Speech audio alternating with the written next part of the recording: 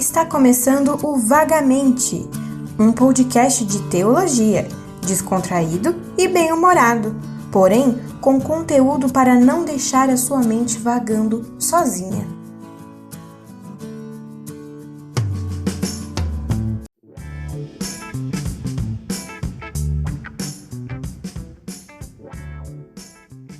E aí, pessoal, começando mais um podcast. Sei que vocês estavam com saudade, já temos sido cobrados constantemente. Cadê os novos podcasts? Cadê o fim dessa saga das 9 marcas? Estamos aqui para concluir, né, Gerard? Graças a Deus estamos aqui. Apesar daí a gente teve uns percalços, né, Thiago? Estruturais, vamos dizer assim. Vem novidades também aí, depois desse período. A gente vai ter novidades. Com a graça de Deus, a gente vai conseguir dar continuidade e terminar esse livro e muitos outros. Aleluia. Então, sem mais delongas e dando continuidade às nossas marcas, a gente entra agora na 6ª marca, de acordo com o Mark Dever aqui. E essa marca é o entendimento bíblico da membresia na igreja. Eu acredito que esses 2 tópicos que nós vamos falar hoje, para mim, foram os mais... O que a gente pretende falar hoje, né? O que a gente pretende consiga falar os dois hoje. São 2 pontos ou 2 tópicos que eu não me lembro de ter lido antes ou ter visto alguma coisa parecida com isso. É de alguém realmente falando sobre o assunto, né? Isso. Eu já tinha tido contato por pesquisas aleatórias e você ter esse entendimento, um pouco do que ele fala aqui, não tudo do jeito que ele fala, mas a gente já tinha pelo menos eu já tinha uma noção, mas não um estudo como ele traz aqui. Essa sistemático de membresia e o outro tópico que é a 7ª marca. Talvez a gente fale nesse, talvez a gente fale no outro. E fica de surpresa para depois. Mas fica aí, esses 2 tópicos são muito interessantes. Mas, membresia na igreja. Bom, acredito que ele começa de uma forma bem interessante aqui. Acredito também que é uma realidade de várias de nossas igrejas, é que nós vivemos numa época que as pessoas parecem ter algo que ele chama de fobia de compromisso. Para um contexto, fobia é mais do que um medo, é um medo irracional da coisa. Então, se você colocar isso, fobia de compromisso, quer dizer que você tem um medo irracional de se relacionar com as pessoas, por exemplo. Ou de assumir responsabilidades. De assumir uma responsabilidade com as pessoas, de assumir a responsabilidade no trabalho, de assumir uma responsabilidade na igreja, de uma atividade que você é o responsável por fazer aquilo. Você tem um medo irracional de fazer isso. Pode parecer exagerado, mas eu acredito que não. É possível ver isso dentro da igreja. Pessoas que não conseguem, têm essa dificuldade real de assumir qualquer tipo de compromisso, de assumir qualquer tipo de responsabilidade.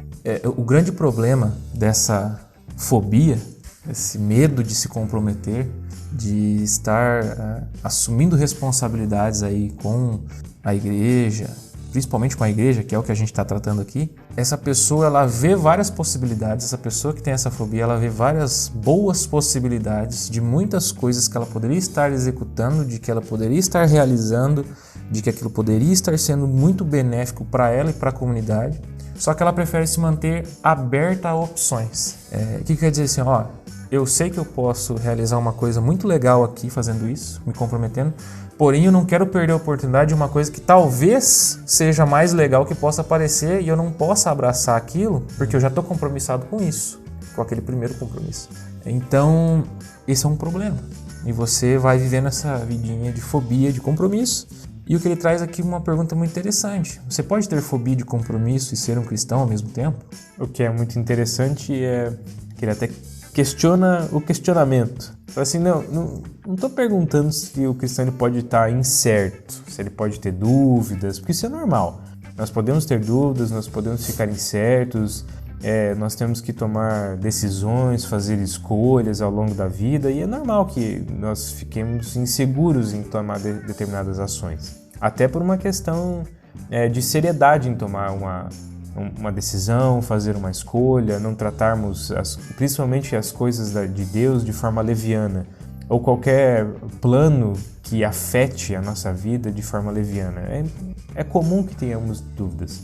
A questão aqui é isso, ele até fala assim, o que poderia ser mais excludente de opções do que seguir a Jesus, que diz assim, se alguém quer me seguir, tome a sua cruz. Não está muito aberto a opções aqui, né? Jesus não me deu 3, 4, 5 opções. Ele disse assim, se você quer me seguir, tome a sua cruz. E vem. Compreendem? Estão pegando essa problemática aqui? Agora, temos 2 probleminhas aqui. Isso. O Gerald pode falar os 2 problemas acrescentados a esse problema da fobia de compromisso seria o egocentrismo e algo que a gente poderia chamar de um ativismo. A gente já vem conversando, tanto no particular, a gente já falou de ativismo em um dos episódios anteriores, não dessa série, mas de outra. O grande problema do ego, você faz só para si. O seu ego quer coisas grandes, mas você deixa de ser humilde para fazer coisas pequenas para Deus, digamos assim. Que eu acredito que no reino de Deus nada é menor, mas todos têm a mesma importância, porque se é pro reino de Deus, cara, não tem essa de ser menor, de ser maior. Mas assim, a gente tem que aprender a deixar esse ego de lado, tomar nossa cruz e não ficar nessa de, mas eu posso fazer algo mais, eu posso fazer algo maior. Isso é ego, mano. Essa fobia de compromisso, para mim, e também pelo que dá a entender, pelo que o Mark fala, é um problema de ego. Parece que não, parece que é medo, mas é ego. Se você não está entendendo muito bem, eu acredito que você tem que escutar o ego transformado e daí você continua aqui. A questão do ego é justamente essa, você achando que você está se preocupando com o outro, você está se preocupando consigo mesmo. Isso. No sentido assim, por que eu vou me envolver com outras pessoas que estão cheias de problemas? Eu vou ser um fardo para essas pessoas. Vou acrescentar mais problemas. Mas é exatamente isso que é a igreja. A igreja é justamente um corpo de pessoas que se unem para dividirem os fardos. E principalmente dividirem os fardos com Cristo. De entregarem as suas dificuldades e problemas nas mãos de Deus primeiramente. Mas também fazerem isso de forma conjunta. Você poder contar com o seu irmão que já passou por uma situação similar, para ele poder te dar até uma ajuda prática. Eu passei por algo similar.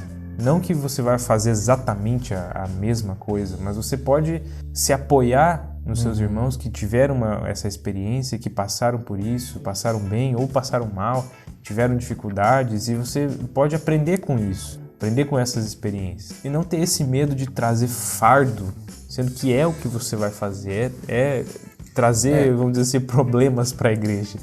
Eu vejo o problema, a palavra do trazer o fardo, ou de, eu tenho muito pecado, eu preciso melhorar para fazer isso, ou para ir para a igreja, né? Quem já não ouviu alguém fazer isso? Isso é uma desculpa muito esfarrapada, né? Porque a gente também quer, na verdade, no fundo, isso quer dizer que a gente só está querendo aquele sossego, uma vida mais simples, um sossego, porque eu não quero me preocupar com o problema do outro, porque eu já tenho problemas demais, então eu vou ficar aqui na minha, esperando a oportunidade, a sorte bater na porta. Esse é um dos problemas, o ego. E aí o ativismo, que a gente brinca e fala que é um ativismo eclesiástico. Por medo, aí a gente pode falar uma outra fobia, por medo de ser taxado de uma pessoa sem compromisso, essa pessoa ela começa a assumir mais do que ela consegue administrar. Óbvio, em determinados casos acaba se obrigando, mas a gente vê muita gente capacitada dentro das igrejas que teriam condições de assumir determinadas coisas e não assumem.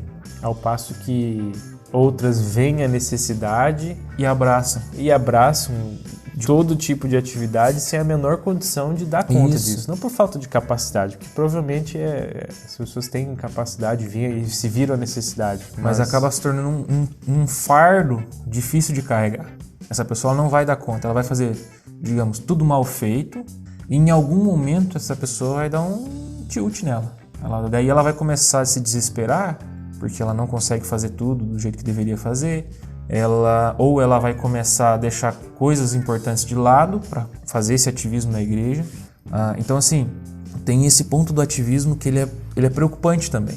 Você não precisa ter medo de falar assim, olha, eu já faço isso, isso e isso na igreja, eu não consigo. infelizmente eu não consigo. Principalmente, normalmente, quem está assumindo um posto de liderança na igreja é um cara casado, é uma pessoa que tem filhos, tem suas responsabilidades em casa, tem responsabilidades no trabalho.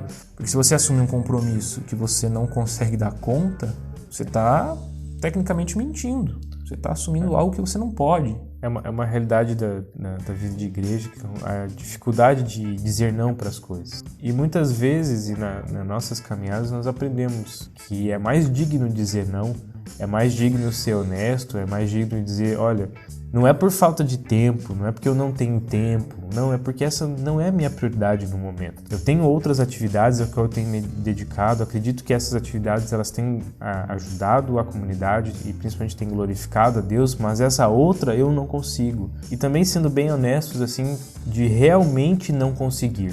Porque também é tudo uma questão de equilíbrio, de você saber se você não está só querendo aquela vida sossegada ou se você não está querendo abraçar demais. Isso é uma coisa pessoal de cada um e cada um vai ter que saber administrar isso aí. E principalmente orar a Deus para que fique claro que não é uma decisão pessoal, mas é um equilíbrio de saber não estar abraçando demais e nem estar sossegado demais, mas é saber dizer não para as coisas. Além de tudo isso, acrescente a cultura moderna, uma cultura que é hostil ao Novo Testamento, ao cristianismo do Novo Testamento. Não seja hostil. Mano, chega a ser... A gente ri, mas é que as pessoas não vão entender porque a gente tá rindo. Né? Mas beleza. É piadas familiares, gente. É uma piada interna aqui, mas as pessoas que entenderem não cultivem a hostilidade no meio, nos seus relacionamentos. Principalmente na igreja. Mas essa cultura moderna, ela, assim, vamos dizer assim, não percebe ser membro de uma igreja como algo bom, como algo útil. É algo incômodo ser membro de uma igreja. Por que você não pode fazer tal coisa? Por que você não pode sair com a gente? Nossa, eu tenho os meus compromissos com a igreja. Você nunca... Então eu não te chamo mais. Você é o crentão. Não pode fazer nada. Vai lá dar dinheiro pro pastor. Já escutei bastante essa. Mas nós mesmos, né, gente? Podemos pensar, e é uma pergunta que ele faz aqui, mas toda essa ideia de membresia não é algo contraproducente, não é algo até elitista? Quer dizer que eu tô dentro e você tá fora? Será que é algo nesse sentido? A igreja, ela é uma realidade criada por meio pra gente ser salvo? Será? Como é que funciona essa dinâmica da igreja? Por que ser membro? Que vantagem tem nisso? Se, por exemplo, eu fui batizado e criei no evangelho, eu já sou membro da igreja, automaticamente? Você lembra da passagem do etíope em Atos 8? Felipe. Mas e aí, esse etíope, ele já era um membro da igreja automaticamente? Depois desse acontecimento? Então, esses e outros questionamentos, na sequência, ficam para o próximo episódio.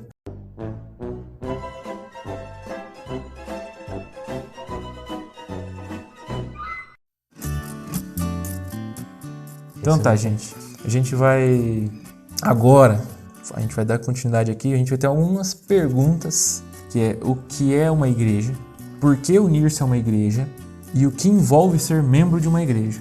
E aí a gente já começa na primeira pergunta. O que é uma igreja? Acredito que isso é algo que eu já ouvi várias vezes, não deve ser um conceito tão estranho para a maioria das pessoas. Esperamos, mas igreja ela não se refere a uma unidade organizacional de uma religião específica. Tanto que, por exemplo, não se chama uma igreja budista, uma igreja espírita. Então não se refere a isso. É templo, né? Tem outros nomes. Normalmente usa a palavra templo. É uma questão bastante específica do cristianismo chamar de igreja. Até porque esse conceito que a gente espera que muitos não tenham, não se refere ao edifício. Isso. Apesar de estar escrito na placa, está colado na frente da parte bem grande, física. Né? Em algumas, assim, bem grande, né? Inclusive. Com foto do cara e tal, mas enfim. Não é por aí. Esse é um sentido secundário, né? Mas esse não é o principal a principal questão da palavra igreja, não é fundamentalmente, Isso. não é o local físico, certo? O que seria então, melhor dizendo, uma igreja? Ele traz aqui que, de acordo com o Novo Testamento, a igreja ela é primariamente, tá? Que fique muito bem claro, se você ainda não sabe disso, grave muito bem isso, é um corpo de pessoas que confessam e dão evidência que foram salvas pela graça de Deus, tão somente para a sua glória e por meio da fé em Cristo somente. Igreja é a reunião do quê? Daqueles que... A união daqueles, é o grupo que foram salvos, que confessam sua fé em Cristo, vivem para esse Cristo. Espero que seja o Cristo bíblico, não um Cristo que você criou, né, que a gente já conversou sobre isso, não seja um pseudo-Cristo. E vivem para esse Cristo em comunidade, juntos, como a gente falou, carregando seus fardos. Isso é igreja. Basicamente, a maioria das referências à igreja na Bíblia se refere a um corpo de pessoas, um grupo de pessoas, local, ativo, que se preocupa, que se relaciona, principalmente comprometidos com Cristo, mas também Tanto que umas com as legal, outras. legal das cartas de Paulo, aos irmãos da igreja. Tipo, ele nunca fala a igreja. Quando ele fala a igreja, ele está falando das pessoas. Então, a gente percebe no Novo Testamento toda essa dinâmica, né? Com as pessoas. Com as pessoas. Não importa exatamente. onde elas estavam se reunindo. Um detalhe aqui que é interessante, que vai nos levar depois para o próximo ponto, é que se esse é um corpo, é um corpo do qual você pode ser incluído e automaticamente excluído. E é uma questão que ele até joga aqui muito interessante, é o seguinte: se não tem como eu ser excluído desse grupo, como é que foi o processo de inclusão nesse grupo, nesse corpo? É um questionamento que fica aí pairando na cabeça de vocês para depois. A treta vai estar formada. Porque nós sabemos que para nós, no nosso contexto, aqui na nossa igreja, isso não é uma dificuldade, pelo menos para a liderança, a percepção que nós temos da nossa liderança, isso não é uma dificuldade de lidar com a exclusão, a inclusão. Difícil sempre vai ser, mas eles fazem porque eles entendem que é bíblico. Exato. Não que o processo seja fácil. Não, isso. O processo sempre vai ser difícil. Mas não temos dificuldade em aplicá-lo. Isso. Em últimos casos, como a gente vai ver depois, isso não tem mais o que fazer, se aplica. Até porque se a Bíblia ensina a gente a fazer, se Jesus, se os apóstolos nos orientaram, a gente tem que aplicar. Não é fácil. Há uma outra coisa aqui também. Você não é automaticamente membro, vamos dizer assim, da igreja, porque você é descendente de alguém que era, ou porque você é um cidadão brasileiro, cidadão de Cascavel. E aí você automaticamente é membro de uma igreja de Cascavel. A igreja, de novo, Jared, no Novo Testamento é para quem? Para aqueles que se declaram crentes em Cristo. Aqueles que o Espírito Santo de Deus os chamou através da fé. Então esses aí são os membros da igreja. Então não é porque você cresceu, não é porque o seu avô te levava, não é porque você tem carteirinha de membro, tá? Certificado, não sei se vale. Certificado também, certificado de batismo. Aí tem que ver realmente se você entendeu o que era isso. O buraco é mais embaixo. Ser membro de uma igreja é muito mais. Não é apenas essas questões periféricas. Um símbolo visível que diz que você é. Isso. É mais, uma forma de se vestir, um jeito de falar. Mais complexo que isso. E também, além disso, acho que as várias evidências no Novo Testamento, cartas de Paulo, em Atos, elas dão a entender, principalmente Paulo, como ele fala, como ele se refere e como ele trata com os irmãos. O entendimento que se tem é que essas igrejas não tinham pessoas que não eram crentes. Então, os membros da igreja eram crentes. Isso é uma coisa muito importante de se entender. E se alguém se demonstrasse não crente, havia um processo que a gente vai ver depois para excluir essa pessoa. Ser membro de uma igreja ele é complexo, é algo que realmente é uma responsabilidade com o corpo de Cristo, com a igreja de Cristo. E aí a gente, seguindo o nosso raciocínio, é o porquê que a gente tem que se unir a uma igreja. Bom, acreditamos que ser membro é um assunto de extrema importância, um assunto crucial, para entendermos que Cristo está nos chamando, Cristo nos chama como discípulos dele. E uma coisa importante para se dizer aqui é o seguinte: o fato de se unir a uma igreja não é o que salva. Não traz salvação unir-se a uma igreja. Assim como as boas obras não nos salvam, a educação não nos salva, não é a cultura, não são as amizades, não é a contribuição financeira, não é o batismo. Mesmo que todas essas coisas sejam importantes, sejam feitas, não é isso que traz salvação. E os não cristãos não devem procurar uma igreja para isso, no caso. Elas têm que procurar, no caso, para aprender realmente o que é ser cristão. Não só achar que aquele vislumbre ali, aquela coisa que ela vê é ser. Como a gente já falou, é o jeito de falar, é o jeito de se vestir, o jeito de cantar. São essas coisas aparentes que te tornam crente, que te tornam salvo. Não por isso. O não cristão ele deveria procurar para entender o que é o significado de ser cristão. O que é ser cristão, o que é realmente ser o que significa a palavra, é o pequeno Cristo. Mas, de forma bem resumida, aqueles que ainda não professam, procurem uma igreja com esse intuito. De aprenderem mais de Cristo, primeiramente. Conhecerem, de terem essa experiência, de conhecerem pessoas que professam essa fé e o que significa isso. Não com o objetivo de simplesmente se unirem para obterem um benefício próprio, seja ele qual for. Que é, infelizmente, a realidade das igrejas brasileiras. É você se juntar a uma igreja para que você tenha algum tipo de benefício. Isso pode ser um benefício financeiro, pode ser algo de status social, porque hoje em dia é pop ser crente, né? Ser evangélico te dá status. Tem uns pastor meio coaching, né? Que estão famosinhos aí, daí tipo, eles falam, manso, é legal, tem umas luzes, aí tipo, ficou legal.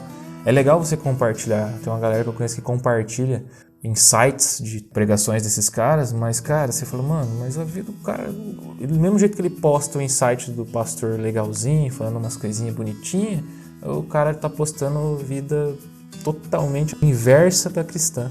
Você sabe que a pessoa não é cristã e ela vive uma vida totalmente... Então, assim, para parecer bonzinho aqui, eu vou lá, eu tiro uma fotinha no culto, que eu vou de vez em quando, posto um negocinho no Instagram, mas eu não sou, mas eu não quero admitir que eu não sou. Então eu vou levando assim, nesse banho-maria. Toda a aparência mostra que eu sou, mas de fato não é. Ou tenta mostrar de algum jeito, parecer que é, mas não é não. Mas aqui o nosso foco principalmente é para aqueles que são, aqueles que confessam ser cristãos, mas a pergunta principal aqui é a seguinte: nós vivemos essa vida, essa caminhada, essa jornada sozinho? Boa pergunta. Tem uns aí que acham que sim. A nossa caminhada cristã, ela se resume a essas virtudes isoladas, os nossos, vamos dizer, habilidades individuais, uma disciplina espiritual, o fato de nós sermos honestos no trabalho, não traio minha esposa, sou justo, faço tudo certinho na minha vida fora. Dá até o dízimo. Até faço doações. Faço um pix. Faz doações. Faz doações para cesta básica, instituições de caridade. Que interessante, né? Então, todas essas coisas, nenhum problema nisso. Nenhum problema. Oxe, se você faz, cara, glória a Deus. Excelente. Você faz essas coisas, mas não participa de uma igreja, dizendo ser cristão, e aí não se envolve com a vida de igreja, e a gente, lembrando, quando a gente fala de igreja, a gente está falando das pessoas, a gente não está falando das atividades, do edifício, está falando das pessoas. Isso aí. Ou talvez, isso não descreva, né? Talvez você saiba que a vida cristã inclui os outros, mas quem são esses outros? Quem? São apenas algumas pessoas no trabalho, ou outras mulheres de uma classe de estudo bíblico, ou, no caso, mulheres para mulheres, amigos da escola, amigos da faculdade, grupo de pessoas da faculdade que você conhece, não precisam ser necessariamente seu amigo, você monta aquele grupinho. Então a gente vê que a igreja, ela é para tudo aquele que é verdadeiro cristão. De novo, esse papo de verdadeiro cristão? De novo. A igreja ela não é um grupo homogêneo. Ela não é centralizada numa tarefa como o evangelizar os universitários, ou publicar uma revista, ou qualquer outra coisa, qualquer outra atividade. Ela é para todos. Então ela não tem esse padrão. A igreja ela é especializada em alguma coisa. Isso, em algo específico. Óbvio, salvos as devidas proporções, determinados locais, determinados tipos de cultura que vocês têm.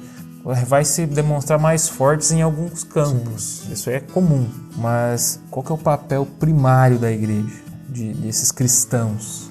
Primeiro ponto é para assegurarmos a nós mesmos. O que isso quer dizer, né? Você não deve se unir a uma igreja apenas para ser salvo. Um conceito errado que nós temos da salvação, às vezes, é de que nós temos que, vamos dizer assim, continuamente buscá-la, como se nós a perdêssemos. Tá salvo, não tá salvo, tá salvo, não tá salvo, tá salvo, não tá salvo. Então parece que é correndo atrás do rabo, sabe? O cachorro que fica correndo atrás do rabo infinitamente, ele nunca consegue a salvação, ele tá ali assim. Uma hora ele pega, uma hora ele não pega, uma hora ele pega, uma hora ele não pega. E assim, honestamente, isso não é uma atitude muito egoísta, uma atitude muito simplista de toda a tratativa do cristianismo?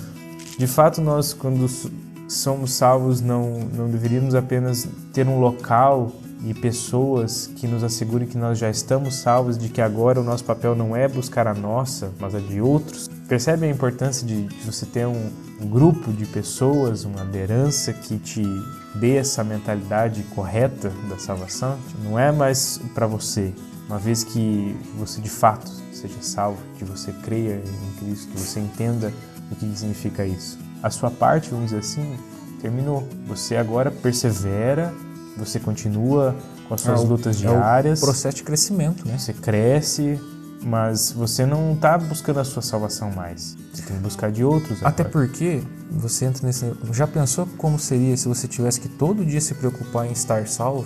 Você viver para si. É bem simples, você viver para si. Porque eu preciso garantir que eu estou salvo hoje. Porque se eu não estiver salvo, eu estou um problema. E daí isso vai afetando qualquer outra coisa que venha depois. Você fica paranoico. Isso. E não é isso que Deus quer para nós, né? Se Ele já nos deu, através da sua graça, através do sacrifício de Cristo, a esperança nele, fé, a gente, como o Thiago falou, já vai se unir a uma igreja pensando em outros. Então a gente vai se unir à igreja para quê? A gente se coloca numa posição em que a gente tem que pedir aos irmãos e irmãs que cuidem da gente. Se eu estiver fazendo coisa errada, eu preciso que vocês me apontem, porque às vezes eu não estou percebendo. Estou tão acostumado, por causa do pecado, da vida que levei, estou fazendo coisa errada, mas eu preciso que vocês me ajudem a me alinhar com os parâmetros de Cristo. E vice-versa. Você também, se você vê que a pessoa, os irmãos estão indo por um caminho e que não parece o caminho de Deus, você tem que alertá-los. Então isso é a vida em comunidade, isso é a igreja. Pedir aos irmãos ao nosso redor que nos encorajem a permanecer firmes na fé. Às vezes nos lembrar das maneiras que a gente tem que agir e lembrar de como Deus age, como a gente já falou, as experiências. Olha, eu já passei por isso. No meu caso, claro, a pessoa vai ter que... Deus me ajuda assim. Talvez, se você pudesse fazer assim, parece que não, mas às vezes não vai funcionar 100%, mas a pessoa lá te ajuda a ter um norte de como agir, de como não se desesperar, ou às vezes achar que Deus não quer falar com você, ou enfim. Mas a vida em comunidade é isso. É a beleza dessa vida de comunidade. Eles nos exortarem, como eu já disse, a gente obedecer a Cristo. Então essa é a vida em comunidade. Toda essa dinâmica também depende muito do não só o exortar, mas também estar aberto a isso.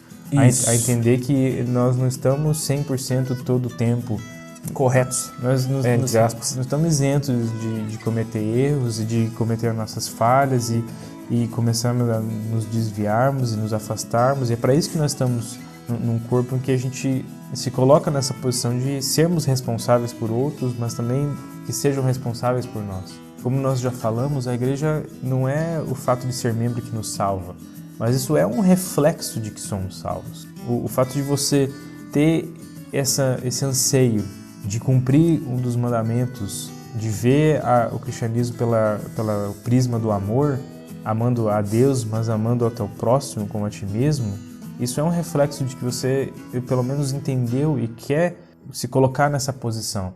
E, de fato, esse é a grande dificuldade. Não tem como nós dizermos assim, eu adoro me envolver com as pessoas, com os problemas delas. Sério, assim... A não ser que você seja um psicólogo ou um psiquiatra ali, que gosta de resolver problemas, que eu acho que ainda assim... Mas ainda assim, eles amam a profissão, mas ainda não é uma coisa muito difícil. Mas ainda assim, né, você se envolver na vida das pessoas, porque a ponto de você ser afetado, A ponto de você... Porque te afeta. De você se sentir, de você conseguir se colocar no lugar daquela pessoa. Não é simples assim. Não. E acredito que daqui um dos pontos daquela fobia que nós conversamos. Cara, se eu conhecer a vida do Gerald, o que eu vou descobrir dele? Será que eu quero realmente me envolver com os problemas dele? Não, é claro, até certo ponto a gente não conhece todas 100%. as coisas. Nós temos relacionamentos muito superficiais. Nós conhecemos muito pouco dos nossos irmãos. Nós conhecemos muito pouco até dos mais próximos de nós. Olha, imagine aqueles que mal e mal te dão boa noite na igreja. Aqueles que no culto.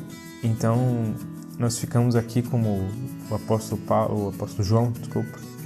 Se alguém disser ama a Deus e odiar seu irmão, é mentiroso. Aquele que não ama seu irmão, a quem vê, não pode amar a Deus, a quem não vê. Como é que nós podemos dizer que somos salvos, que entendemos, se não nos colocamos numa posição de amarmos os nossos irmãos? Amarmos essas pessoas que não têm absolutamente nada em comum com nós, a não ser o fato de elas professarem o mesmo Cristo, o mesmo Deus, acreditarem e colocarem sua fé nesse mesmo Deus. Essa é uma coisa muito doida da igreja. Porque já pararam para pensar a possibilidade de você encontrar uma pessoa que é completamente incompatível com tudo que você acredita e a única coisa que você tem em comum com ela é que você professa o mesmo Cristo? Olha que loucura. Como é que acontece essa dinâmica na igreja? Se não milagre. Pelo amor. O milagre do amor. É o milagre do amor, cara. Que não tem outra explicação. É só pela graça e aí você entende se você está vivendo uma vida cristã saudável ou não, né? Uma situação como essa. Óbvio que não vai ser muito difícil você acabar encontrando essa pessoa, né? Mas pode ser que aconteça. Talvez não totalmente, mas boa parte da sua visão pessoal, visão profissional, enfim, não bata com a da pessoa. Mas pela graça, por Cristo e para Cristo, tem que amar essa pessoa. Então a gente precisa desistir, né, dessa vida cristã sozinhos, indiferente das dificuldades, apesar das diferenças. A gente não pode viver nessa individualidade. A gente tem que viver uma aliança com os outros, seguindo a Cristo. Então, os cristãos, eles precisam deixar o ego de lado e entender a vida cristã de fato, que ela não se resume em você ou e sim naqueles que você procura alcançar com o Evangelho. Deus tensiona a gente a ser assim, a se comprometer, a ajudar, fazer discípulos do seu rebanho, do rebanho de Deus. Não é do seu não, é do rebanho de Deus. Que ele já salvou. Que ele já está ali chamou. Um outro ponto, quase que óbvio, para evangelizar o mundo. Evangelizar o mundo. O mundo. Parece uma frase de camiseta, né? Parece mesmo. Mas, brincadeiras à parte e frases de efeito à parte, esse é um objetivo e um porquê válido, porque quão mais eficiente é a propagação do Evangelho, quão difícil é evangelizar sozinho e quão difícil é evangelizar juntos. Então fica óbvio que é muito mais eficiente que nós consigamos evangelizar as pessoas no país, na cidade, no bairro, também fora, quando estamos juntos, nós estamos cooperando para um mesmo objetivo. O nosso objetivo em promover esse evangelho, cooperando para levar aqueles que ainda não ouviram, é também como torná-lo visível ao mundo por meio do nosso viver. Seria muito difícil, como a gente já comentou, que nós ficássemos baseados no nosso padrão. Eu mesmo defino qual é o meu padrão de vida. É muito falho esse modelo. Nossa, bem falho. Muito fácil de ter falhas ruim. Nossa, absurdas nesse modelo. Eu defini qual é o meu modelo de vida. Agora, quando você está numa igreja com os irmãos que vão te apontar que, meu amigo, isso aqui tá muito errado, tá? Não sou eu que estou dizendo, vem aqui, vamos ler aqui esse texto aqui. Isso é uma frase que eu já vi, é muito legal, cara. Quando você conversa com o cristão não tem como fugir da Bíblia. Porque esse é uma forma muito, assim, vamos dizer assim, muito fácil de exortar os nossos irmãos. Assim, não sou eu que estou falando, vem cá. Tá vendo esse texto aqui? Vamos ler ele aqui juntos, vamos ver esse contexto, o que estava... O que tá rolando aqui? Essa sua atitude aqui, ela não tá batendo com o que tá acontecendo aqui na Bíblia. Então, nós como cristãos somos assim, ficamos vendidos e não tem como a gente discutir e argumentar contra a Bíblia. Contra os ensinamentos corretos do nosso Senhor. Como a gente já disse, como o Thiago já falou, a gente tem que estar aberto a isso. E nessa questão ainda, para fechar, propagar o Evangelho, imagine quanto mais fácil é uma comunidade que vive em harmonia, em amor, você levar a Cristo a outras pessoas e as outras pessoas verem essa comunidade. Imagine uma comunidade que realmente viva isso, as diferenças de lado no caso, e vivendo para a glória de Deus da melhor maneira possível, com tudo de si, pode dizer assim, para a glória de Deus, fazendo isso para a glória de Deus. E as pessoas, elas, quando você for falar, você não vai saber assim, pô, eu estou fazendo isso aqui sozinho, eu estou amparado por uma igreja saudável, eu estou amparado por orações, porque eu sei que esses irmãos estão me amparando. E nós sabemos como comunidade que nós vivemos aquilo que a gente prega. Então, a confiança de evangelizar e trazer essa pessoa para o grupo, digamos assim, trazer essa pessoa para um culto, para o corpo, você vai confiante de que você está trazendo essa pessoa para um lugar onde Cristo é o centro, onde Cristo realmente é glorificado e essa pessoa realmente vai conhecer Cristo. Não só através do seu evangelismo pessoal, mas através do evangelismo comunitário, vamos dizer assim.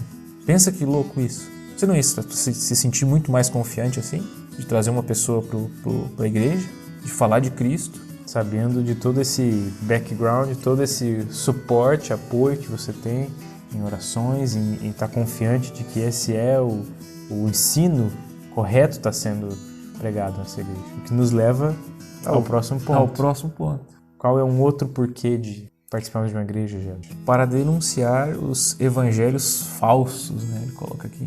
Bem, quando a gente interage com os outros cristãos, mostrando ao mundo que esse cristianismo verdadeiro, esse amor de fato, a gente denuncia aquela noção de que os cristãos são detestáveis. A gente destrói isso. E cheias de justiça própria, aquela arrogância por eu sou de Jesus. Meu Deus. Enfim, essa justiça própria por achar que participa de uma igreja, ela é melhor que qualquer outro ser humano. Isso, uma vida saudável, participar de uma igreja saudável, denuncia essas coisas. E isso, infelizmente, a gente percebe que muitos incrédulos veem muitos cristãos dessa forma. Ah, aquele cara fala, mas não faz.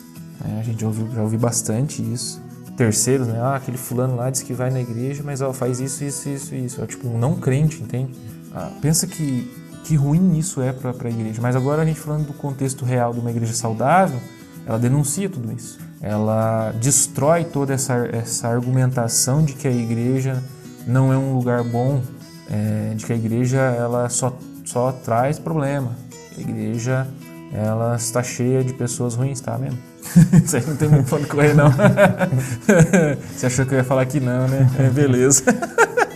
É um esforço que eu entendo que seja muito válido, que cada um de nós procure fazer o seu melhor individualmente. Nós temos as nossas responsabilidades individuais, mas aqui nós estamos falando de responsabilidades comunitárias e de combater, porque infelizmente, aqui falando principalmente da nossa realidade brasileira, nós somos jogados num balaio junto com o público evangélico.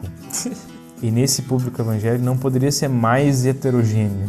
Cara, é demais. Assim, é gritante, é abissal as diferenças teológicas. Abissal. Abissal é bacana. Abissal. Caramba. A diferença, só de falar de diferenças teológicas, nossa, diferenças de atitude, usos e costumes, cara, é uma coisa assim tão gritante, só que são pontos, a gente tem realidades, a gente não precisa citar nomes específicos aqui, mas a gente não quer ser processado. Mas há realidades de igrejas que têm que ser denunciadas porque são criminosos. Há coisas criminosas acontecendo em igrejas, há abusos de autoridade, abusos emocionais, psicológicos, físicos, até físicos, sexuais. Tem coisa acontecendo em igrejas, a gente sabe que isso acontece Estou acompanhando um pastor, né, no Instagram, e ele vem realmente batendo nessa tecla dessas coisas, ó, ele chama de fracos, né?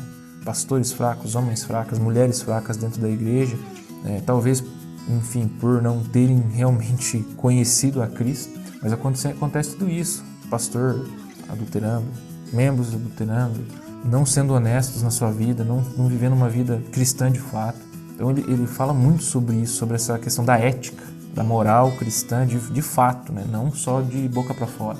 Aí ele fala assim, os caras estão lá cometendo esses atos e eles sobem num púlpito para falar para você mudar de vida. Cara, isso não faz nenhum sentido. E a realidade brasileira é isso, cara. Tem muita igreja, como o Tiago falou, que são crimes contra a moral, crimes contra a igreja, crimes contra Deus e crimes contra a sociedade também. Cara, é muito sério isso. Tá falando por falar, não, é muito sério, gente, para pensar. É por isso que é tão importante que nós, como igreja, estejamos em um local que haja essa abertura para o entendimento real do cristianismo, do evangelho, de quem é Deus, do que Ele fez, de como nos relacionamos com Ele, denunciarmos essas coisas absurdas que acontecem. Isso não pode passar batido por nós, isso não pode ficarmos calados, falando, não, isso acontece na igreja. Acontece, mas a gente não pode ficar... A gente não pode achar normal. Não pode achar normal. Não pode ficar tranquilo quando esse tipo de coisa acontece. Por outro lado, tirando essa questão absurda, muitas vezes um cuidado que nós temos que ter é quando temos diferenças não essenciais, coisas que não afetam a essência da teologia, a essência do evangelho verdadeiro. E isso é um cuidado que nós temos que ter para não confundir isso com um evangelho falso. Uma coisa é a essência da igreja, outra coisa são coisas periféricas que não mudam e não mexem na essência. E muitas vezes nós acabamos focando nas diferenças e não no que somos iguais, não no que acreditamos corretamente. Isso é um detalhe a ser... Vejam bem, o Tiago falou assim, na essência a gente é igual. Nós temos a base de fé em Cristo, certo? O que ele quer dizer com periférico? Por exemplo, a igreja é pintada de uma cor e a outra igreja é pintada de outra cor. E daí? Se as duas estão pregando o Cristo verdadeiro, cara, pode pintar de rosa, pode desenhar Hello Kitty na parede, pode fazer o que você quiser, mano. Pode ser uma igreja que nem lá no estado aí que é uma caverna, onde se reúne. Cara, eu tô nem aí, mano. Se o evangelho é pregado ali, de fato, o evangelho verdadeiro, não há problema. Porque um se veste assim e o outro se veste assim. Cara, se o Cristo está sendo pregado de verdade ali, não tem problema. Agora, o que acontece eu não posso acusar porque eu acho que me vestir de um jeito é certo, eu tenho que obrigar o outro a se vestir daquele jeito. Aí já temos um problema. Porque a partir do momento que nós temos igrejas com realidades que estão pregando o verdadeiro evangelho, e se nós compreendemos o evangelho corretamente, todos nós, a forma como são feitas atividades, costumes, usos, isso de fato não importa. E é uma questão da realidade, ou da cultura, ou do local onde você está inserido. E aí vai variar por vários motivos. Mas, de fato, não faz diferença. O que faz diferença é que Cristo seja pregado realmente. Isto posto, outro motivo para que participemos de uma igreja é para edificar a igreja. Mas olha só, olha que interessante. Quem diria? Quem diria? Parece óbvio, né? Mas a gente não traz só problema, né? Não, pode ajudar também. Interessante. Não por nós, né? Que Deus, com certeza. Pela graça de Deus, Ele nos dá dons e habilidades e nós podemos, de fato, cooperar para a edificação e crescimento de outras pessoas. Graças a Deus por isso, não por nós. Com certeza. Mas talvez pense aí, pode ser que você se identifique, talvez você já participou da vida de igreja por anos, suportou organizações, fez amizades fundamentadas nas atividades que você criou. Isso é uma coisa bem complicada, né?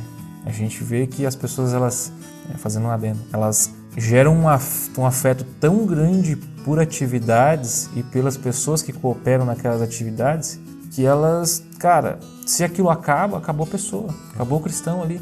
Ou ela, fica cega por anos, tão cega pelas atividades, não que ela esteja fazendo mas ela está fazendo isso para Deus, mas ela se envolve tanto que ela não percebe Isso. que aquela amizade não é verdadeira. Isso. É pelo contexto da atividade, você acabou se envolvendo ali, mas não gerou um relacionamento real. E principalmente, você pode apreciar alguns dos hinos, você pode reclamar um do outro. Pode mesmo. Eu reclamo bastante. E foi uma pequena lista de atividades comuns de igreja. E tudo isso pode ter acontecido. E você pode nunca ter conhecido a Cristo nesse contexto. Olha que louco. Porque, de fato, você pode ter esses relacionamentos, e aqui nos parecem relacionamentos extremamente superficiais, e o principal relacionamento que a igreja deveria gerar não foi gerado, que é com Cristo. Porque é uma coisa que é uma das coisas que mais tem falado, que eu mais tenho ouvido aqui na nossa igreja local, muitos de nós acabamos, principalmente num contexto reformado, acabamos conhecendo muito de Deus, sabendo muito sobre Deus, mas não nos comunicando com Deus diretamente, não tendo esse relacionamento real de conversar, de orar, colocar as nossas dificuldades de fato e falar assim: Senhor, eu não sei fazer isso, eu não consigo fazer isso, só o Senhor pode me ajudar.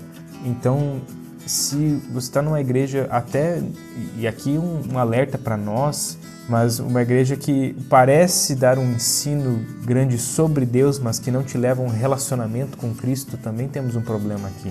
Mais sutil, mais difícil de perceber, mas também Com um certeza. problema. Ele é bem diferente, né? Você cai naquela capa, né? Aquela aparência, mas quando você percebe no dia a dia, as pessoas elas falam muito bem, se você sentar para conversar com elas são ótimos apologetas. Quando se trata de espiritualidade verdadeira, o negócio fica diferente. Não estou falando aqui que uma espiritualidade verdadeira é algo muito fácil de se construir, mas a gente tem que buscar. A igreja, como corpo de Cristo, tem que te levar a isso, ela tem que te incentivar a essa espiritualidade, mesmo com as dificuldades que você tem. E agora o grande problema, né? Se você está conduzindo a sua vida de sua própria maneira, vem ou vai à igreja somente quando gosta dos sermões, da música, ou algo que a igreja faça, alguma atividade extra, né? Sei lá, você aprende a programar na igreja, se você está vindo só por isso, é meio complicado, né?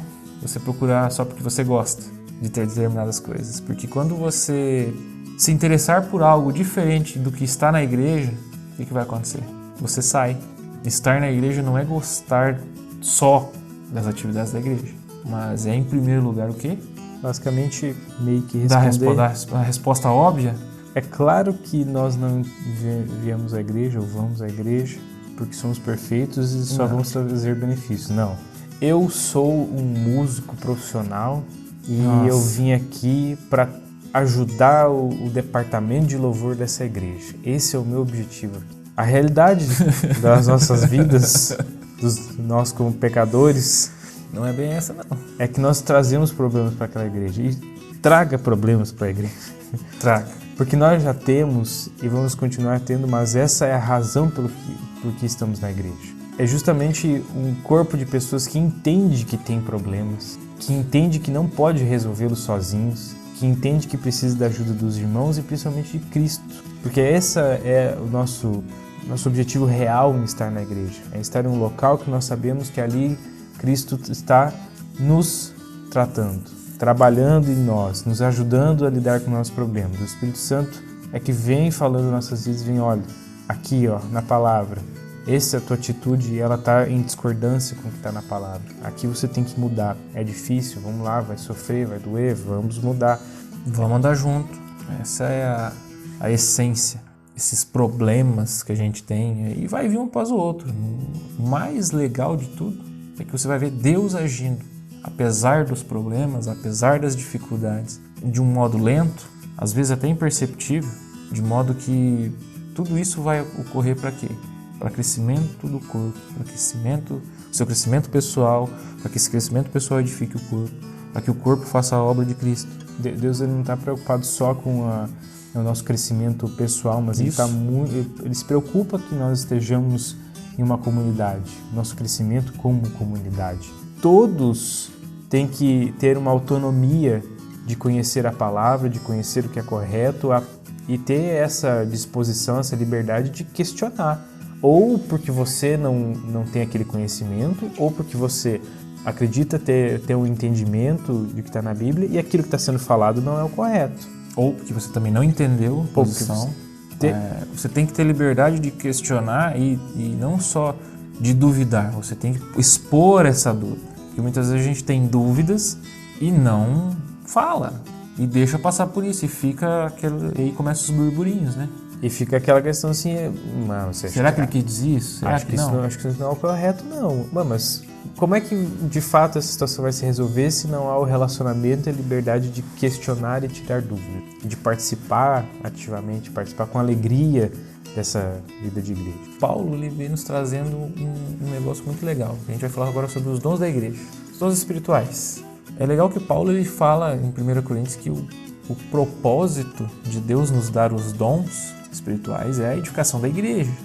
Então, se a gente pensar, não existe nada para fazer como cristão nos enganando completamente quanto a esse propósito. A gente não pode se enganar, porque o papel da vida cristã dos dons é edificar a igreja. A gente não vai se ater aos dons espirituais, a questão de cada um, não é esse o objetivo. A questão é que a igreja seja edificada de alguma forma. Se o exercício do seu dom ele não edifica a igreja, se ele está te fazendo só aparecer, ou se ele está te trazendo uma satisfação pessoal, entenda o que nós queremos dizer. Se ele não ajuda a igreja, não edifica a igreja, ele perdeu o seu propósito. Guarde para você. Deus está querendo usar esse dom específico para que você seja edificado. Tá top. Legal. Mas se esse dom é para você ser edificado, ele não deve ser usado em comunidade. E às vezes ele não encaixa, nesse caso do dom que edifica sua personalidade. Se o dom edifica sua personalidade, você cresce. Então é por isso que você tem que ter sabedoria. Se ele edifica a tua personalidade, você cresce. Automaticamente, se você cresce espiritualmente, você amadurece espiritualmente, a comunidade vai ser abençoada com isso. Então você tem que entender o propósito do dom que Deus tem te dado. Se é para edificar você, para que você cresça e edifique a igreja. De outra forma. De outra forma, não com o dom. A gente fala que os dons são para edificar a igreja, mas é mais complexo. É um pouco mais ampla a ideia. Acredito que nos fizemos entender de forma sucinta. Mas acredito que em todo esse contexto, uma das questões mais importantes é o discipulado. E é algo que nós talvez já comentamos, com certeza já falamos sobre isso, principalmente no discípulo radical, mas é uma atividade, vamos dizer assim, um projeto da igreja, tanto individual como uma atividade corporativa, vamos dizer assim. Porque à medida que nós seguimos a Cristo, nós ajudamos outros em nossa jornada. E nós nos tornamos responsáveis pelos outros, porque é uma coisa que nós podemos estudar a palavra de Deus juntos, nós podemos cantar louvores a Deus, podemos orar juntos, podemos estimular os outros, encorajar os outros, mas é uma responsabilidade que a gente não pode se eximir. Deus ter me abençoado, Deus ter me tratado em determinada área, dele ter já estou, vamos dizer assim, num ponto de amadurecimento, de crescimento, que outros ainda vão chegar, e a gente não está tratando de melhor ou maior, isso não existe no reino de Deus, mas nós entendemos que há questões de amadurecimento, alguns ainda vão aprender coisas que nós já aprendemos, e olha que sério, se eu já recebi essa graça de Deus, já fui tratado, já tive essa experiência, e eu não ajudo o irmão que eu vejo passando por aquela dificuldade, eu sei que ele está passando. A gente também não pode se eximir assim, mas eu nem sabia, mas não procura nem saber. A gente não procura se envolver. E o próprio Espírito Santo vai cobrar essa pessoa, porque não tem como. Ela perceber, ela vai, tá passando por mesma coisa que eu tenho que... É um dever. No mínimo, isso é uma tarefa de todos, mesmo que eu não tenha, é orar. Se eu não sei o que fazer, vou orar para essa pessoa. Agora, se eu posso fazer mais, se eu posso ajudar mais, se eu posso edificar mais a igreja, a gente não pode se eximir dessa responsabilidade de forma alguma. Fazer além. A oração é o mínimo que nós fazemos, é orar por essa pessoa. Então, por fim, nosso quinto ponto, 5 pontos. É os 5 pontos do porquê unir-se à igreja. Do porquê unir-se à igreja. Parece óbvio, mas é para a glória de Deus. E talvez não seja tão óbvio, mas qual é a questão aqui? Pode parecer surpreendente de que Deus seja glorificado pela forma como vivemos. Mas, se nós pensarmos corretamente, qualquer tipo de boa obra que nós façamos, qualquer coisa que possa ser percebido como uma boa obra, de fato, a gente só pôde fazer porque Deus nos deu essa capacidade, nos deu essa habilidade, nos deu esse dom, seja lá como se queira chamar. Então, quando nós utilizamos esse presente de Deus e edificamos a igreja, obviamente a glória vai a quem é devido, é para Deus mesmo. Mas essa, de novo, só um ganchinho, cuidado com o ego, né? Quando nós não reconhecemos que qualquer tipo de coisa boa vem de Deus, nós podemos pensar que aquilo foi fruto do nosso esforço. O que também não nos exime de nos esforçarmos e buscarmos e nos aprimorarmos. Mas, de fato, esse dom, qualquer tipo de habilidade, ele vem de Deus. Portanto, se, por exemplo, você... E me entendam, nós podemos elogiar as pessoas por elas fazerem boas coisas. Mas o que é muito importante é que a glória não seja para a pessoa. Isso. É bom receber elogios, nós somos encorajados e nós continuamos buscando fazer boas coisas, mas sempre lembrando de que nós não faríamos se não fosse por Deus. E de que no fim das contas, essa glória ou esse elogio que vem, é para Deus. Vai para Deus. Você não deixa, você suprime o seu ego, suprime ali nesse instante você mesmo. E até mesmo fala assim, cara, eu posso até ter feito isso realmente, uma coisa boa, as pessoas estão te elogiando, você falou realmente e tal, mas cara, é pela graça, é pra glória de Deus, entende? Só por causa da graça de Deus eu consegui fazer, glorificar Deus, nesse questão de glorificar Deus é muito interessante a vida dos puritanos, né?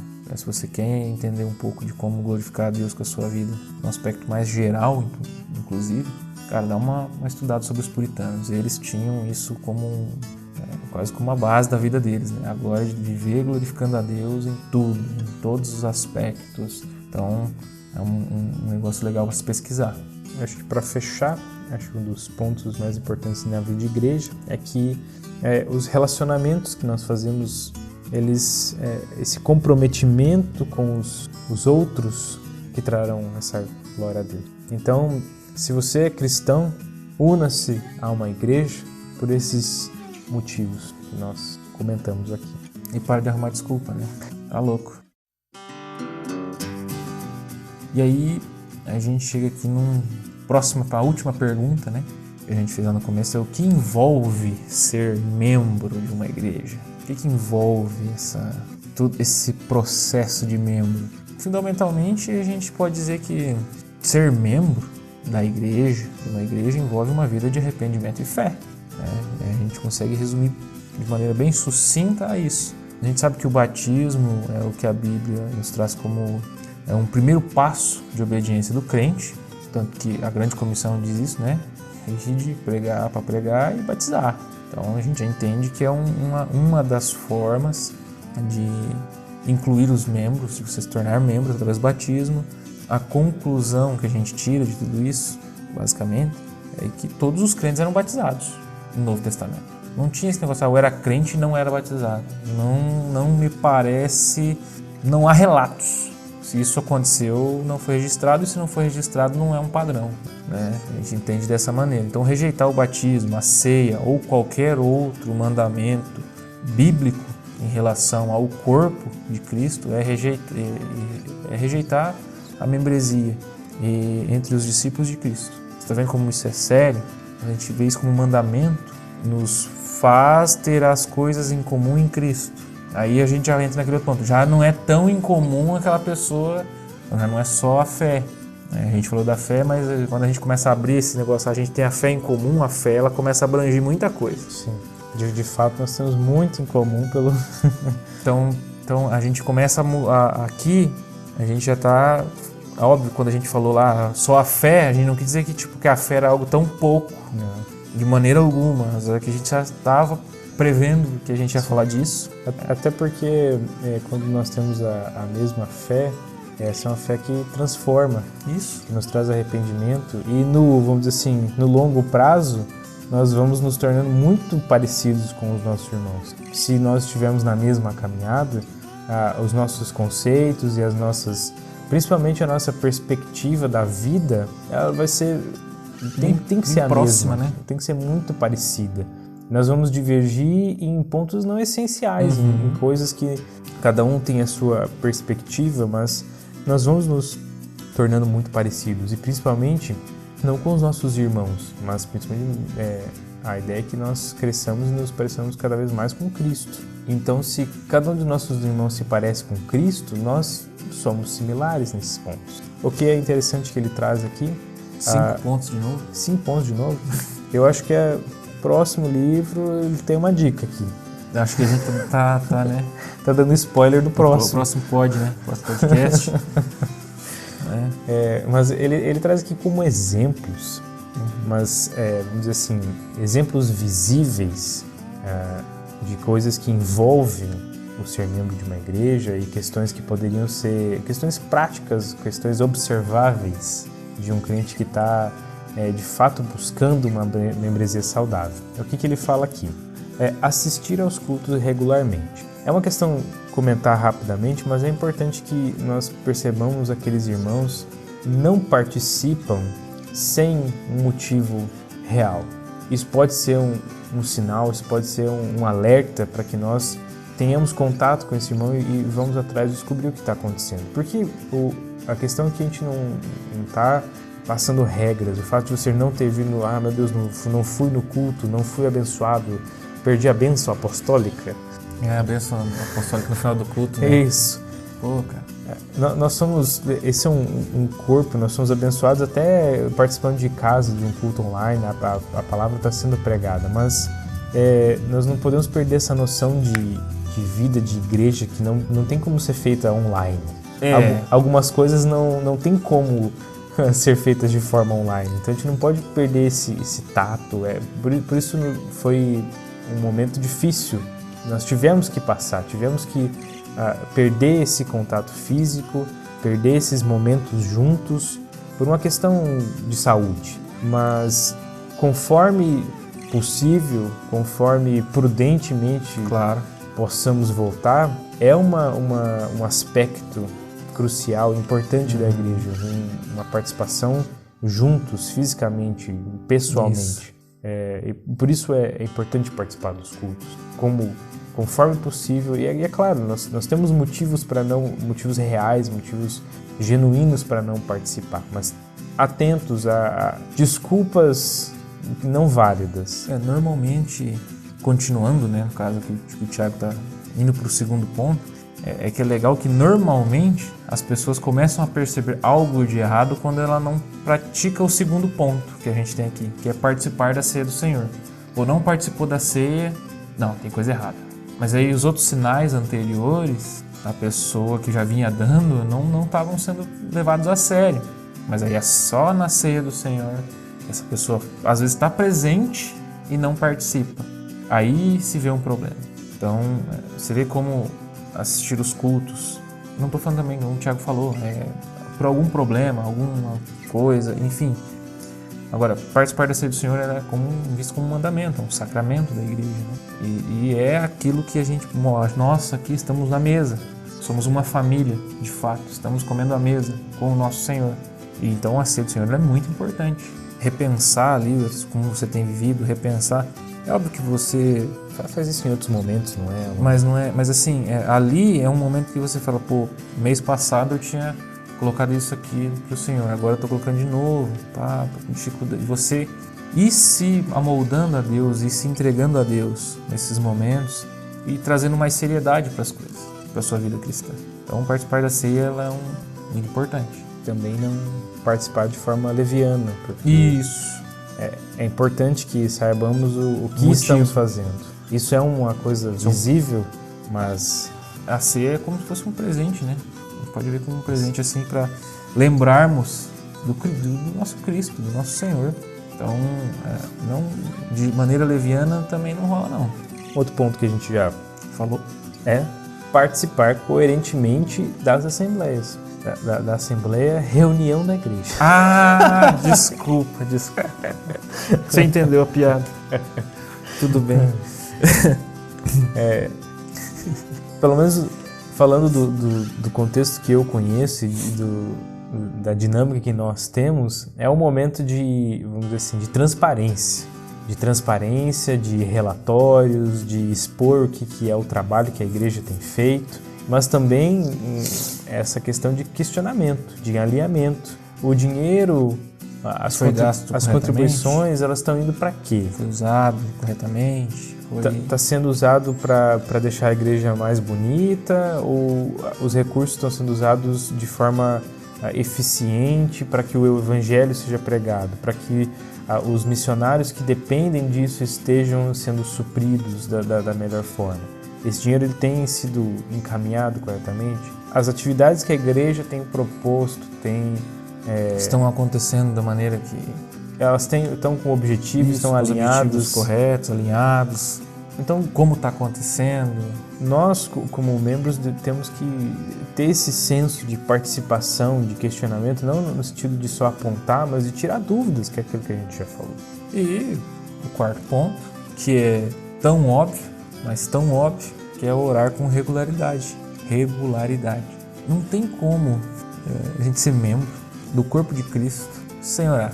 Como a gente já comentou, o Thiago comentou, não tem como, você tem que procurar uma comunidade, um grupo de pessoas que não só elevem o seu intelecto, mas que a levem a um relacionamento com Deus. Então, ser membro de uma igreja tem que ter oração com regularidade.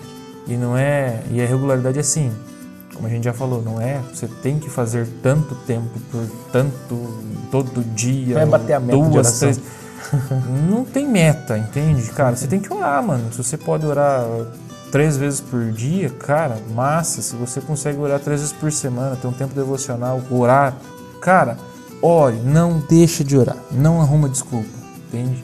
Não arruma desculpa, ora, cara. Dá um jeito. Isso é parte essencial da sua vida cristã e da sua vida em comunidade. Porque é a base do nosso relacionamento com Deus. Se nós não temos esse momento, fica difícil dizer que temos algum relacionamento de fato com Deus e não aquela questão, só um conhecimento sobre e não um relacionamento. E por fim, algo que não precisamos entrar em detalhes, mas contribuir com regularidade. Porque, como nós já falamos de outras vezes, esse é um ato de generosidade. Aquela questão de que cada um é abençoado de uma forma, mas dentro dos limites e das administrações pessoais, cada um pode contribuir financeiramente. Para que, de novo, todo esse sistema haja uma confiança de que esse dinheiro eu não estou dando para as pessoas, mas estou colocando num local em que eu acredito que todos estão com o mesmo objetivo, todos estão alinhados para direcionar esse dinheiro. Claro que de forma pessoal nós sabemos que fomos abençoados por Deus e, portanto, tudo é dele. Apenas estamos, vamos dizer assim, devolvendo uma parcela disso e colocando num local que nós acreditamos que está direcionando de forma coerente, de forma eficiente, para que no final de tudo Deus seja glorificado. Nesse sentido da contribuição, fica bem claro, é generosidade. Não temos outra maneira de pensar nisso, porque senão você vai sempre deixar ser afetado por qualquer outro tipo de conversa que envolva dinheiro e igreja. Essa é a realidade, que é um assunto muito difícil. Mas, para finalizar, generosidade. E se a igreja é um edifício, a gente tem que ser os tijolos, certo? Se a igreja é um corpo, nós somos os membros. Se a igreja é uma família da fé, nós somos parte dessa família. Ser membro de uma igreja ela não é apenas um registro, não é uma declaração que a gente fez no passado, não é uma carteirinha, não é uma afeição familiar, não é, sei lá, meu pai fundou essa igreja, agora eu sou membro dessa igreja. Não, você é membro da igreja porque você crê em Cristo, certo? Então a igreja isso tem que ser o reflexo de um compromisso vivo. E se não for assim, cara, não tem valor. Poeira pelo vento. E uma questão muito importante aqui é que, falando, por exemplo, eu e o Gerald aqui, mas se incluam nessa, vocês, membros ativos da igreja, vamos dizer assim, membros verdadeiros cristãos, nós não prestamos serviço nenhum e bem nenhum aos membros inativos ou aos não cristãos quando permitimos que eles sejam membros da igreja. Por que isso? Com muito cuidado, com muito amor falando aqui. Que diferença faz, então, eu ser membro ou não ser membro, eu ser cristão ou não ser cristão. Que diferença faz eu ser ativo ou inativo na igreja? Se continuamos permitindo que as pessoas não se comprometam com a igreja. Tem que haver uma diferença. Assim como tem que haver uma diferença entre aqueles que estão na igreja e aqueles que não estão. É uma questão muito complicada, né? Você se torna membro de uma igreja. Você olha o Novo Testamento, todos eles exerciam algum tipo de função. Não estou falando aqui de funções que talvez apareçam, tipo tocar, pregar, estar ali na porta, entregar uma cesta básica, coisas que você que você vê, cara, mas é ativo talvez, uma oração, um grupo de oração, ativo em coisas para a comunidade e para Deus. Então alguma coisa você tem que fazer, não tem como você você chegar como um membro do corpo de Cristo e não fazer nada. Um pacote ali cheio de vento e tá ali, parado. Esses membros inativos, eles vêm como só para receber algum benefício, aquilo que a gente já falou. Seja ele qual for, você vem para receber alguma coisa. Porque eu gosto de vir aqui, eu gosto disso, eu quero... É muito importante que nós não permitamos que as pessoas sejam membros por motivos sentimentais. Se não houver um compromisso com a obra de Deus, com os irmãos, com os relacionamentos, se nós continuarmos considerando essas pessoas como membros, nós estamos praticando uma membresia que não é verdadeira, que não é bíblica. Nós estamos nos encaminhando para o final, já dando uma ponte para o próximo. Isso. Porque realmente ser membro de uma igreja significa ser incorporado na prática do corpo de Cristo. É algo que nós já comentamos, nós somos estrangeiros, peregrinos, estamos numa jornada que vai terminar em algum ponto aqui na Terra. Mas a grande questão é que a nossa vida aqui tem uma importância, um comprometimento aqui com o objetivo da vida eterna. Mas principalmente que nós queremos ter esse relacionamento com Cristo lá na eternidade. É por isso que nós estamos nessa caminhada, para conhecer a Cristo na eternidade. Finalmente, unir-se a uma igreja local é um reflexo exterior de um amor interior. O amor a Cristo e a seu povo. Esse amor que vai nos fazer trabalhar para a obra de Cristo. Estar com pessoas que têm dificuldades, que têm problemas. Então, frequente uma igreja. Né? Se você está nos ouvindo e não está indo numa igreja, procure uma igreja saudável. Procure uma igreja e se una a ela. Junte-se com outros cristãos. Não tem uma igreja decente. Ache pessoas que tenham uma boa teologia e comecem a se reunir e a se edificar mutuamente juntos. Faz isso para que os incrédulos ouçam o verdadeiro evangelho e vejam esse evangelho. Para que os crentes fracos desfrutem de cuidado. Para que as pessoas que estão na fé, que estão começando, que têm um monte de dificuldade, para que elas recebam amparo. E para que aqueles que a gente entende como fortes, que já são os maduros no caso, canalizem suas energias de um modo excelente. Para que os líderes da igreja sejam encorajados a auxiliar e auxiliados. Tudo isso é para que Deus seja glorificado. Tudo isso é para que Deus seja visto. Então, se você é cristão, mais uma vez, una-se a uma igreja. E ainda um desafio, se você é um cristão e um cristão que tem, graças a Deus, conhecido o verdadeiro evangelho e você se encontra num local que você julga não encontrar nenhuma igreja saudável, por que não esse seria um desafio de Deus para que você comece, para que você seja o ponto de partida para que uma igreja com uma teologia saudável, com os conceitos saudáveis, seja plantada no local onde você está. Procure pessoas, procure informação, vá atrás de referências que você entende que são saudáveis e ore por isso. Não descarte essa possibilidade, porque por que não? A gente não está dizendo que você tem que ser o pastor da igreja, que você tem que ser a pessoa que vai ter que estudar, vai ter que ir para o seminário. Não necessariamente. Nós temos em Atos as pessoas, a gente via que o papel de evangelização e até de plantação não era específico de certas pessoas. As pessoas da igreja saíam da igreja, iam evangelizar, eventualmente plantavam um pequeno trabalho, um grupo, uma conversa, um estudar, estruturavam juntos, ali, né? Um orar juntos, estruturavam um pequeno e núcleo que surgiram igrejas. Então, por que não? Fica esse desafio para encerrarmos esse ponto da membresia na igreja. Então, pessoal, finalizamos aqui a marca 6. Demorou um pouco mais do que esperado, mas temos que trazer essas perspectivas e a gente acaba conversando e trazendo mais exemplos. Cara, fiquem aí, aguardem que a gente vai falar da marca 7. Logo, logo sai a marca 7. Beleza? Fiquem com os nossos recados finais e até mais, pessoal. Atenção, chegou a hora dos recados. Se você gostou do nosso podcast, dá uma moral pra gente. Estamos em várias plataformas. No Instagram, @vagamenteoficial. No Spotify, Vagamente. A página do Facebook, Vagamente. YouTube, Vagamente Podcast. E também temos o nosso e-mail para receber a sua pergunta, sugestão ou reclamação, ou qualquer coisa que você queira nos dizer. Às vezes a gente não lê, mas o e-mail é deustalendo@gmail.com. É isso aí, até a próxima!